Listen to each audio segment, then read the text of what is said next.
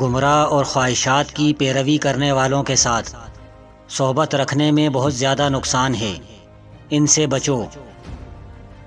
عقل مند آدمی وہ ہے جو عزت نفس کا خیال کر کے عزت و وقار میں اضافہ کرنے والے اعمال کا پابند بنے، اور بیوقوف ہے وہ آدمی جو اپنے ہی ہاتھوں اپنی ذات کو ہلاکت و رسوائی میں مبتلا کر دے۔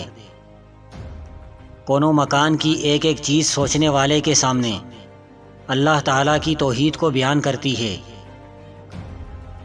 جس خدا نے آج روزی دی ہے وہی خدا کل نئی روزی دینے والا ہے۔ آج کی روزی میسر ہو تو پھر کل کی فکر کرنا عیب ہے۔ اگر وطن میں مقیم رہ کر طلب علم، طلب رزق اور احتساب مالی کے اسباب میسر نہ ہوں تو انسان کو ان مقامات کی جانب ضرور سفر کرنا چاہیے جہاں یہ فضیلتیں بآسانی میسر ہو سکیں۔ مومن کو مبارک اوقات اور مبارک مقامات میں اللہ تعالیٰ کی جانب رجوع کرنا چاہیے۔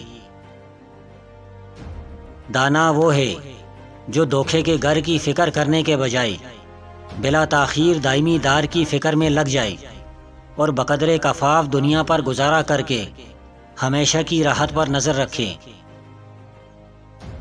ہر لمحہ موت کی گرفت کا دھیان رکھنا چاہیے، کہیں ایسا نہ ہو کہ عین غفلت میں روح قبض ہو جائے اور دنیا سے خالی ہاتھ واپس لوٹنا پڑے۔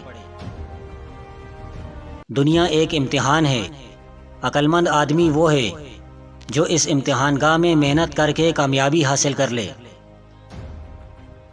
بے وفا دوست اور بے دین لوگوں سے کنارہ کشی کرو اور دینی امور میں معاون بننے والے مخلص صوفیاء کو دوست رکھو۔ محتاج انسانوں کے سامنے دستے سوال ہاتھ پھیلانا حق تعالیٰ کو حاجت روا اور مشکل کشا ماننے کے منافی ہے۔ انسان کی فضیلت اسی میں مضمر ہے کہ وہ خدا ترس عالم بن کر نیابت خداوندی کا مکمل حق ادا کرے۔ جو صوفی جاہل اور بیوقوف ہو وہ خلافت کی ذمہ داری امانت داری سے انجام نہیں دے سکتا۔ جب کامیابی قریب آتی ہے تو انسان میں دو چیزیں ظاہر ہونا شروع ہو جاتی ہیں۔